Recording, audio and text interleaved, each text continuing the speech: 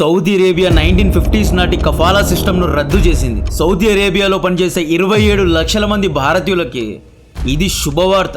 1 second కూడా time waste చేయకుండా అసలు కఫాలా సిస్టమ్ అంటే ఏంటి, సౌదీకు వెళ్ళిన భారతీయుల పాస్పోర్ట్ లాక్కొని ఇండియాకు వెళ్లకుండా చేసి మనల్ని బానిసలుగా చేసిన ఈ కఫాలా సిస్టమ్ను ఎందుకు సడన్గా రద్దు చేశారు, దీనివల్ల భారతీయులకు వచ్చే రాబోయే లాభాల గురించి డీటెయిల్గా ఎక్స్ప్లెయిన్ చేస్తా. దానికంటే ముందు ఛానల్ను దయచేసి సబ్స్క్రైబ్ చేసుకోండి. కఫాలా సిస్టమ్ అంటే స్పాన్సర్షిప్. వీసాను ఇచ్చే యజమానిని కఫీల్ అంటారు. మీరు కేరళ యొక్క ఆడు జీవితం అనబడే ఒక మలయాళం మూవీ చూసే ఉంటారు అనుకుంటా. హీరో ఏదో నార్మల్ పని చేయడానికి సౌదీకు వెళ్ళి ఇరుక్కుంటాడు. అక్కడ ఒక కఫీల్ హీరో పాస్పోర్ట్ను లాక్కొని ఎడారిలో గొర్రెలను ఒంటెలను మేపడానికి పెడతాడు. హీరోను ఇంటికి వెళ్లకుండా బానిసలాగా చూస్తాడు. యాక్చువల్లీ ఆ సినిమాలో చూపించింది 1000% నిజం. నిజ జీవితంలో ఇలాంటి ఎన్నో కేసెస్ సౌదీ అరేబియాలో జరిగాయి. 1938 కంటే ముందు సౌదీ అరేబియాలో 30 లక్షల జనాభా ఉండేది. సౌదీ ఆర్థిక వ్యవస్థ మెక్కా మదీనా హజ్ టూరిజం ద్వారా కొంత, ఖర్జూర పండ్ల ఫార్మింగ్ ద్వారా కొంత, క్యామెల్ మిల్క్ అండ్ మాంసం వ్యాపారం ద్వారా కొంతవరకు డబ్బు వీళ్ళకొచ్చేది. సౌదీ అరబ్ షేకులు పెద్దగా చదువుకోలేదు. ముఖ్యంగా వీళ్ళు ఎడారిలో ఉండేవారు. బద్దు పీపుల్ వీళ్ళు. 1938లో అమెరికాకు చెందిన American company standard oil of California అనబడే ఒక కంపెనీ తెహరాన్ రాజ్యంలో దమ్మం ఆయిల్ వెల్ నంబర్ 7లో పెద్ద మొత్తంలో ఆయిల్ నిల్వలు కనుక్కున్నది. 30 లక్షల సౌదీ ప్రజల తలరాతను రాత్రికి రాత్రే అమెరికన్ కంపెనీ మార్చేసింది. 1939లో సౌదీలో చేసుకున్న పుణ్యమో లేదా లక్కో తెలియదు కానీ యూరోప్లో 2వ ప్రపంచ యుద్ధం మొదలైంది. ఈ వరల్డ్ వార్ 2ను మెకనైజ్డ్ వార్ అంటారు. ఈ యుద్ధంలో యుద్ధ tanker, submarines, bombers, air crafts, trucks and జీప్స్తో యుద్ధం చేసిన రోజులవి. ఈ వాహనాలకు పెట్రోల్ లేదా డీజిల్ కావాలి. జర్మనీ దగ్గర ఆయిల్ తక్కువగా ఉన్నందుకు హిట్లర్ పోలాండ్ను ఆక్రమించి ఆయిల్ ఫీల్డ్స్ పై కబ్జా పెట్టాడు. జర్మనీ మిత్రదేశమైన జపాన్ 1941 వరకు ఆయిల్ను USA నుండి కొనేది. పర్ల్ హార్బర్ పై జపాన్ ఎందుకు దాడి చేసింది అనుకుంటున్నారు? జపాన్ జర్మనీకు సహాయంగా యుద్ధం చేస్తే, యుద్ధంలో కొనసాగితే ఆయిల్ను అమ్మము అని చెప్పి USA జపాన్ను బెదిరించింది. కాబట్టే ప్రతీకార చర్యగా జపాన్ పర్ల్ హార్బర్ను లేపేసింది అన్నమాట. అప్పట్లో ఒక ట్యాంక్ డివిజన్ దాదాపు 30 లక్షల లీటర్ల ఫ్యూల్ను ప్రతిరోజు బర్న్ చేసేవారు. ఒక బాంబర్ మిషన్ కోసం 20,000 లీటర్ల ఫ్యూల్ కావాల్సి వచ్చేది. US ఆర్మీ ఒక్క రోజులో 4 లక్షల బ్యారెల్స్ ఆఫ్ ఆయిల్స్ను కన్జ్యూమ్ చేసేది.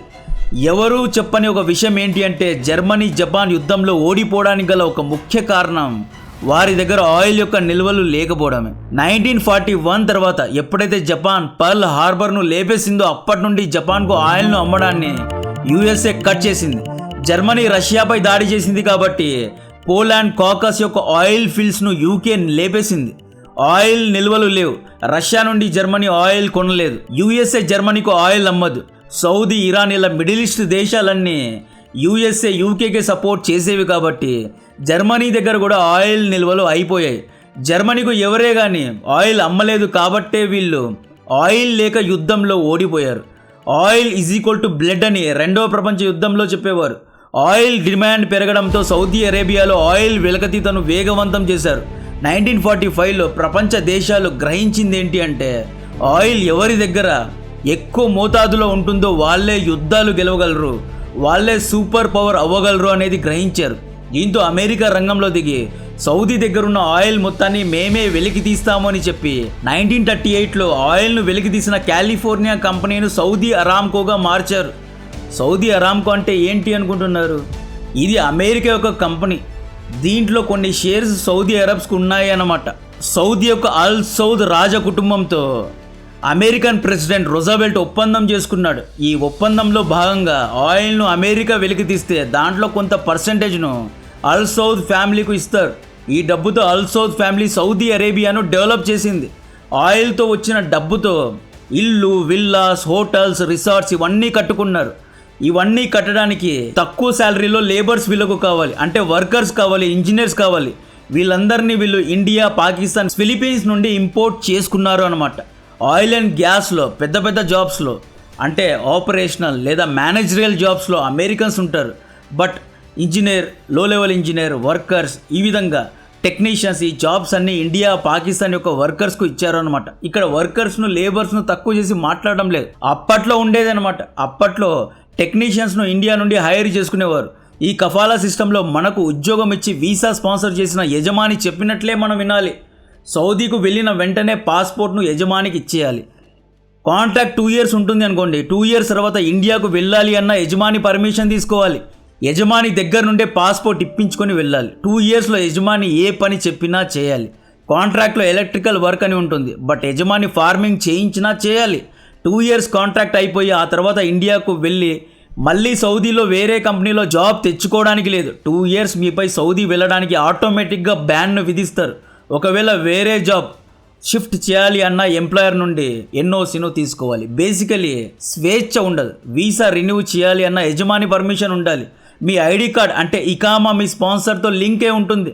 మీరు ఏ తప్పు చేసినా మీ యజమానికి తెలిసిపోతుంది. ఒకవేళ మీరు డ్రైవర్ అనుకోండి, మీ పైన ఫైన్ పడ్డా కూడా యజమానికి ఆ ఫైన్ యొక్క డీటెయిల్స్ వెళ్తుంది. సౌదీలో మీ ఫ్యామిలీను పిలిపించుకోవాలి అన్న మీ యజమాని పర్మిషన్ తీసుకోవాలి. కాంట్రాక్ట్ 2 years మధ్యలో ఎమర్జెన్సీ వచ్చి ఇండియాకు వెళ్ళాలి. ఎవరో ఇండియాలో చనిపోయారో ఎమర్జెన్సీగా వెళ్ళాలి అన్నా కూడా యజమాని పర్మిషన్ తీసుకోవాల్సింది.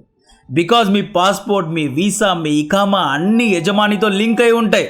సో ఈ రూల్స్ అన్నీ సౌదీ షేకులకు ఫేవరబుల్గా ఉన్నాయి. కాబట్టి ఓవర్ ద పీరియడ్ ఆఫ్ టైంలో ఏమైంది, అణిచివేత మొదలైంది. మనల్ని గ్యారంటీగా తీసుకున్నారు. శాలరీస్ సరిగ్గా ఇవ్వరు, అకామిడేషన్ ప్రొవైడ్ చేయరు, ఒకే రూమ్లో 10 మందిని కుక్కుతారు. మనం ఎవరికీ కంప్లైంట్ ఇవ్వడానికి లేదు. మినిస్ట్రీ ఆఫ్ లేబర్లో కంప్లైంట్ ఇచ్చినా అక్కడ వేలల్లో కంప్లైంట్స్ ఆల్రెడీ ఉంటాయి. సో మనం యజమాని చెప్పినట్లు వినడం తప్పితే ఏమీ చేయలేము. మనం ప్రొటెస్ట్ చేయడానికి లేదు. Because it's an dictator country, ఒక రాజకుటుంబం పాలించే కంట్రీ. కాబట్టి మనం అక్కడ ప్రొటెస్టులు వంటివి చేయలేము. ఒక్కొక్కసారి డ్రైవర్ లేదా ఇంటి పని కోసం పిలిపించుకొని ఎడారిలో పడేస్తారు. 5 ఇళ్లలో పని చేయించుకుంటారు. సౌదీలకు యాక్చువల్లీ 2 నుండి 3 ఇళ్ళు ఉంటాయి. ఆ 3 ఇండ్లలో వర్క్ చేయాలి. ఈ రకంగా కఫాలా సిస్టమ్ వల్ల కొంతమంది నరకానికి గురయ్యారు. అయితే సౌదీలు అందరూ దీన్ని మిస్యూజ్ చేస్తారు అని కాదు. కొంతమంది చాలా మంచోళ్ళు ఉంటారు.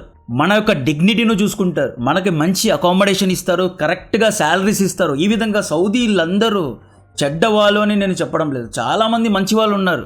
బట్ కొంతమంది దీన్ని మిస్యూజ్ చేస్తారు అన్నమాట. 1980s అండ్ 1990sలో ఈ సేమ్ కఫాలా సిస్టమ్ను మిగతా గల్ఫ్ దేశాలన్న కువైట్, యుఏఈ, బెహ్రీన్, ఒమాన్ ఈ దేశాలన్నీ కూడా ఫాలో అయ్యాయి.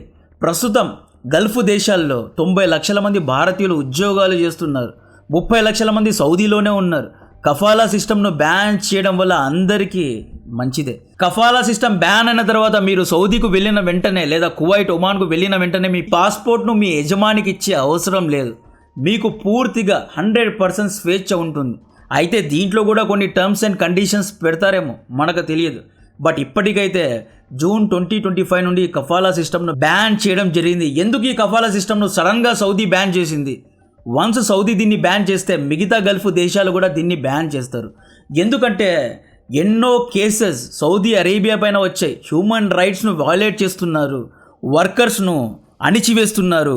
ఎంట్రీ అండ్ ఎగ్జిట్ యొక్క పర్మిషన్ కూడా మీ చేతుల్లోనే ఉంది. వర్కర్స్ను ఎక్స్ప్లాయిట్ చేస్తున్నారు అని చెప్పి హ్యూమన్ రైట్స్ ఎంతగానో సౌదీ అరేబియా పైన ప్రెషర్ పెట్టింది. సో సౌదీ అరేబియా 2030లో తమ యొక్క ఎకానమీను మోడర్నైజ్ చేయాలి అనుకుంటోంది. అంటే టూరిజాన్ని డెవలప్ చేయాలి, టెక్నాలజీ వైపు వెళ్ళాలి. ఇంకా ఎన్ని రోజులు ఆయిల్తోనే వ్యాపారం చేద్దాం. ఆయిల్ను నమ్ముకుంటే ఎప్పుడైనా ఆయిల్ ఫేడ్ అవుట్ అయిపోవచ్చు. ఎలక్ట్రిక్ కార్స్, ఎలక్ట్రిక్ బ్యాటరీస్ ఇవన్నీ రెవల్యూషనైజ్ అవుతున్నాయి. రేపొద్దున అందరూ ఎలక్ట్రిక్ కార్స్, బ్యాటరీస్, స్కూటర్స్ వాడితే లేదా అందరూ రిన్యూవబుల్ ఎనర్జీ వైపు వెళ్ళిపోతే ఆయిల్ అండ్ గ్యాస్ను ఎవరూ కొనరేమో, మా యొక్క ప్రాముఖ్యత తగ్గిపోతుందేమో అని గ్రహించిన సౌదీ అరేబియా మోడర్నైజేషన్ వైపు, ఎలాగైతే దుబాయ్ మోడర్నైజ్ అయిందో అలా మోడర్నైజేషన్ వైపు వెళ్తోంది. టెక్నాలజీ వైపు, సాఫ్ట్వేర్ వైపు, ఐటీ రంగాల వైపు, ఆర్టిఫిషియల్ ఇంటెలిజెన్స్ వైపు వెళ్తోంది. సో ఈ విధంగా మీరు టెక్నాలజీ వైపు వెళ్తూ ఉంటే ఇలాంటి ఓల్డ్ కఫాలా సిస్టమ్ను పెట్టుకుంటే ఎవరే కానీ ఉద్యోగాలు, వ్యాపారాలు చేయడానికి సౌదీకు రారు. సో ఈ విధంగా ట్రాన్స్పరెన్సీ కోసం కఫాలా సిస్టమ్ను బ్యాన్ చేసి వేరు దేశాల్లో ఉన్న స్కిల్డ్ వర్కర్స్ను సౌదీ ఆహ్వానిస్తోంది. మా దగ్గర ఎటువంటి రూల్స్ లేవు, కఫాలా సిస్టమ్స్ లేవు, స్వేచ్ఛగా మీరు మా దేశానికి రండి, మా దేశంలో ఉద్యోగాలు చేయండి, వ్యాపారాలు చేయండి, సాఫ్ట్వేర్లో పనిచేయండి, ఆర్టిఫిషియల్ ఇంటెలిజెన్స్ను డెవలప్ చేయండి, టెక్నాలజీలో పనిచేయండి, సెమీకండక్టర్ చిప్స్లో పనిచేయండి. ఇంకా మేము ఆ పాత కఫాలా సిస్టమ్ను ఫాలో అవ్వడం లేదు, పాత షరియా చట్టాలను మేము ఫాలో అవ్వడం లేదు. సౌదీ అరేబియా అనే మేము మోడర్నైజేషన్ వైపు వెళ్తున్నాము. మా దేశంలో షరియా చట్టాలు లేవు, మా దేశంలో ఆడవారిని అణిచివేయాలి అనుకోవడం లేదు, మా దేశంలో ఆడవారు డ్రైవింగ్ చేస్తారు, మా దేశంలో ఆడవారికి హిజాబ్ యొక్క రూల్స్ని కూడా మేము ఈజ్ చేస్తున్నాము అన్నట్లు మొహమ్మద్ బిన్ సల్మాన్ ఒక కొత్త నాయకుడు, యువరక్తం, బెల్లీలో ఫైర్ ఉన్న ఎంబీఎస్ ఇలాంటి కొత్త చట్టాలను తీసుకొచ్చి సౌదీ అరేబియాను మోడర్నైజ్ చేయాలి అనుకుంటున్నాడు. మొహమ్మద్ పైగంబర్ గారు, ప్రాఫెట్ మొహమ్మద్ గారు పుట్టిన సౌదీ అరేబియా అనే మోడర్నైజేషన్ వైపు వెళ్తోంది, టెక్నాలజీ, ఆర్టిఫిషియల్ ఇంటెలిజెన్స్ వైపు వెళ్తోంది, స్వేచ్ఛ వైపు వెళ్తోంది. మన ఇండియా, బంగ్లాదేశ్, పాకిస్తాన్లో ఉన్న కొంతమంది ఇంకా పాతుబడిన షరియా చట్టాల వైపు మొగ్గు చూపుతున్నారు, ఆడవారిని అణిచివేస్తున్నారు, ఇంకా పాత సిస్టంలోనే కూరుకుపోయారు, ఆ పాత రూల్స్లోనే ఉండిపోయారు. బట్ ఎంబీఎస్ సౌదీ అరేబియాను నెక్స్ట్ దుబాయ్, నెక్స్ట్ యూరోప్ చేయాలి అనుకుంటున్నాడు. ఫారెన్ కంట్రీస్ను, తెల్లులను సౌదీ అరేబియాలో ఆహ్వానిస్తున్నాడు. కఫాలా సిస్టమ్ వెళ్ళిపోతే భారతీయులకు ఇది మంచి అవకాశం. మనం సౌదీకి వెళ్ళి జాబ్స్ను చేంజ్ చేసుకోవచ్చు. ముఖ్యంగా సాఫ్ట్వేర్ జాబ్స్ ఉన్నాయనుకోండి, సాఫ్ట్వేర్లో మంచి డిమాండ్ ఉంటుంది. వీళ్ళు సౌదీకి వెళ్ళి అక్కడ ఒక కంపెనీలో జాబ్ చేసి వేరే కంపెనీలో మంచి ఆఫర్ వస్తే ఈజీగా జాబ్ చేంజ్ అవ్వచ్చు. సో ఈ విధంగా ఫ్లెక్సిబిలిటీ ఉంటుంది కాబట్టి చాలామంది సౌదీకి వెళ్తారు, సౌదీ యొక్క ఎకానమీని డెవలప్ చేస్తారు. సౌదీ మక్కా, మదీనా, ఆయిల్తో పాటు టూరిజంతో పాటు software, IT, artificial intelligence, semi conductor chips, ఈ విధంగా అన్ని రంగాల్లో డైవర్సిఫై చేయాలి, తమ ఎకానమీను డైవర్సిఫై చేయాలి అని చూస్తోంది. 2030 లోపు సౌదీ అరేబియా పూర్తిగా ఆయిల్ వ్యాపారాన్ని తగ్గించి, ఆయిల్ పైన తమకున్న డిపెండెన్సీను తగ్గించి వేరే వ్యాపారాలను డెవలప్ చేయాలి అని చూస్తోంది. ఈ 2030 విజన్లో భాగంగానే ఈ పాడుపడిన 1950s నాటి బానిసత్వంలో ఉండే కఫాలా సిస్టమ్ను, కఫీల్ సిస్టమ్ను బ్యాన్ చేయడం జరిగింది. ఆడు జీవితం సినిమా విషయంలో కూడా చాలామంది సౌదీను ప్రశ్నించారు, మీరు ఇలాగే చేస్తారా, ఎడారిలో పడేస్తారా అని. అప్పుడు సౌదీ అఫెండ్ అయింది, మేమందరం ఇలా కాదు, మాలో చాలామంది మంచి వాళ్ళు ఉన్నారు అని. బట్ అన్ఫార్చునేట్లీ ఇప్పటికి కూడా ఆడు జీవితాలు ఎన్నో సౌదీ అరేబియాలో ఉన్నాయి. డ్రైవర్ పని చేస్తూ అగ్రికల్చర్లో పనిచేస్తున్నారు, అగ్రికల్చర్ పని చేయడానికి వెళ్ళి ఇంటి పనులు, కూలీ పనులు చేస్తున్నారు. ఆడవారిని అణిచివేశారు, నోరు విప్పడానికి లేదు. చాలామందికి రూల్స్ తెలియవు, మినిస్ట్రీ ఆఫ్ లేబర్స్లో కంప్లైంట్ ఇవ్వాలి, ఎంబసీకు కంప్లైంట్ ఇవ్వాలి అనేది చాలామందికి తెలియదు. ముఖ్యంగా ఇండియాలో ఉన్న కన్సల్టెన్సీస్ మనల్ని మోసం చేస్తున్నారు. కఫీల్ దగ్గర ఈ కన్సల్టెన్సీస్ ఎక్కువగా డబ్బులు ఇప్పించుకొని మనకు చాలా తక్కువ డబ్బులు ఇస్తున్నారు. మన రక్తాన్ని తాగుతుండేది ఇండియాలో ఉన్న కన్సల్టెన్సీస్. సో ఈ కఫాలా సిస్టమ్ను బ్యాన్ చేసినందుకు ఇండియాలో ఉన్న ఈ సో కాల్డ్ కన్సల్టెన్సీస్ చచ్చిపోతాయి. వీళ్ళు చచ్చిపోతేనే భారతీయులు ఎదుగుతారు. నా కంటెంట్ నచ్చితే వీడియోను లైక్ చేయండి, ఛానల్ను సబ్స్క్రైబ్ చేసి అందరికీ షేర్ చేయండి. జై హింద్.